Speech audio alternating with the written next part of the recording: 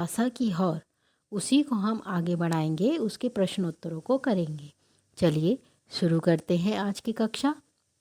पाठ 2, लहासा की ओर, लेखक राहुल साकर्त्यान। पहला प्रश्न।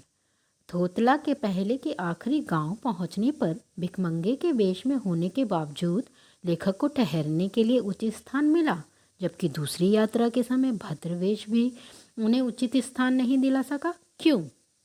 उत्तर। ठोटला के पहले के आखिरी गांव पहुंचने पर लेखक भिखमंगे के वेश में होने के बाद भी ठहरने का स्थान पा गया, क्योंकि उस समय उनके साथ बौद्ध भिक्षु सुमति थे। सुमति की उस गांव में जान पहचान थी। दूसरी यात्रा के समय लेखक भद्रवेश में था, पर वह उस गांव के लोगों के लिए अपरिचित था। उस यात्रा में लेखक शाम के समय वहां पहुंचा था। शाम के समय लोग छड़ पीकर होश आवास खो बैठते थे। इसके अलावा उसके साथ सुमति नहीं था, इसीलिए वह ठहरने के लिए स्थान नहीं पा सका। दूसरा प्रश्न। उस समय तिब्बत में हथियार का कानून न रहने के कारण यात्रियों को किस प्रकार का भय बना रहता था? उत्तर। उस समय तिब्बत में हथियार का कानून न होने के कारण यात्रियों को हमेशा अपनी जान और माल का खतरा रहता था। वहाँ के लोग आत्मरक्षा के लिए खुलेआम हथियार लेकर घूमते थे। वहाँ अनेक निर्जन स्थान थे जहाँ डाकुओं को किसी का भय नहीं रहता था। ऐसे स्थानों पर पुलिस का भी प्रबंध नहीं होता था। ऐसे में डाकू यात्रियों की पहले हत्या करते, फिर उनसे माल लूटते थे। तीसरा प्रश्न। लेखक लड़कोर के मार्ग में अपने साथियों से किस प्रकार पिछड़ गया? ये प्रश्न बहुत ही इम्पोर्टेंट है और अक्सर आपके प्रश्न पत्रों में आता है। उत्तर। लेखक लड़कोर के मार्ग में अपने साथियों से निम्नलिखित कारणों से पिछड़ गया। लेखक का घोड़ा धीरे धीरे चल रहा था। अकेले में लेखक रास्ता भटक गया था। वह गलत रास्ते पर 1.5-2 मील चला गया और फिर वापस लौटा था।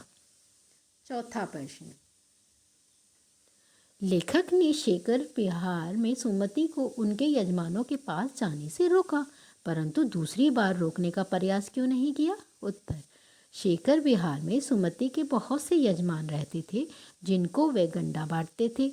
इन गंडों को बांटने में अधिक समय लगता था, इसलिए लेखक ने सुमति को यजमानों के पास जाने से रोका। लेखक को शेखर विहार के ही एक मंदिर में बुद्ध वचन अनुवाद की 103 पोथियां मिल गई। इन भारी भरकम पोथियों के अध्ययन से ज्ञानार्जन के लिए समय की आवश्यकता थी। लेखक उस समय इनके अध्ययन में रम चुका था, इसलिए उसने दूसरी बार सुमति को रोकने का प्रयास नहीं किया। प्रश्न 5। अपनी यात्रा के दौरान लेखक को किन कठिनाइयों का सामना करना पड़ा? यह भी प्रश्न बहुत इंपॉर्टेंट है बच्चों। चलिए इसका उत्तर जानते हैं। अपनी यात्रा के दौरान लेखक को निम्नलिखित कठिनाइयों का सामना करना पड़ा। पहला, लेखक को ऊंचे नीचे पहाड़ी रास्तों में तेज धूप में यात्रा करनी पड़ी। दूसरा, उसे यात्रा डाकुओं के भय के साये में करनी पड़ी। तीसरा, उसका घोड़ा सुस्त था, इसलिए वह अपने साथियों से बिछड़ गया। चौथा, समय से न पहुंचने के कारण उसे सुमति के गुस्से का सामना भी करना पड़ा। पांचवा, उसे भिखमंगों के वेश में यात्रा करनी पड़ी। प्रश्न 6। प्रस्तुत यात्रा वृत्तांत के आधार पर बताइए कि उस समय का तिब्बती समाज कैसा था? उत्तर। उस समय के तिब्बती समाज के बारे में पता चलता है कि पहला, उस समय का तिब्बती समाज बहुत खुला हुआ था, जिसमें जाति पाति छुआछूत ऊंच नीच नहीं था। दूसरा, महिलाएं पर्दा नहीं करती थी। तीसरा, समाज में मदिरापान यानी कि छड़ का रिवाज था। चौथा, लोग अंधविश्वासी थे। गंडे के नाम पर साधारण कपड़े के टुकड़े में भी विश्वास कर लेते थे। प्रश्न 7। मैं अब पुस्तकों के भीतर था। इस वाक्य का अर्थ कौन सा विकल्प बताता है? बच्चों, इसमें आपको जो विकल्प दिए गए हैं उनमें से सर्वश्रेष्ठ विकल्प जो है वह है का। लेखक पुस्तक पढ़ने में रम गया था, यही इसका सही उत्तर है। प्रश्न 8। सुमति के यजमान और अन्य परिचित लोग लगभग हर गांव में मिले।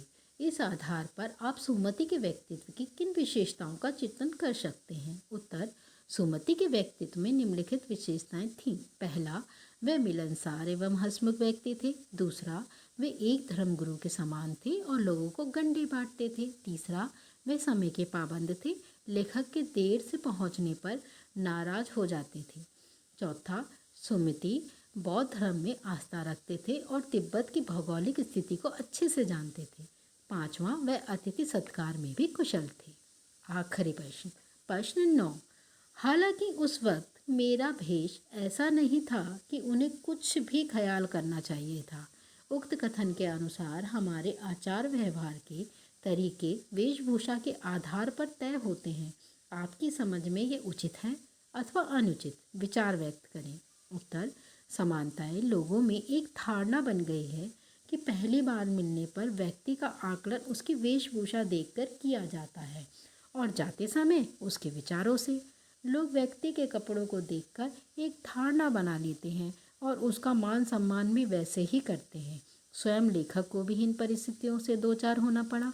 मेरे विचार से हमारा आचार विचार तथा व्यवहार का तरीका व्यक्ति की वेशभूषा के आधार पर तय नहीं होना चाहिए।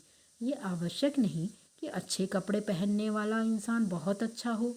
यदि ऐसा होता तो सभी सफ़ेदपोश नेतागण अच्छे व्यक्ति होते। अच्छी वेशभूषा में कुत्सित विचारों वाले लोग हो सकते हैं, यानी बुरे विचारों वाले लोग भी हो सकते हैं। सस्ते तथा निम्न कपड़ों से कोई व्यक्ति निम्न कोटि का नहीं हो जाता। कीचड़ में खिलने से कमल की सुंदरता तो कम नहीं हो जाती। तो बच्चे, यह थे 9 के 9 प्रश्न जिनके उत्तर मैंने आपको बताए। अपनी कॉपी में करिए और इनको याद करिए। नमस्कार।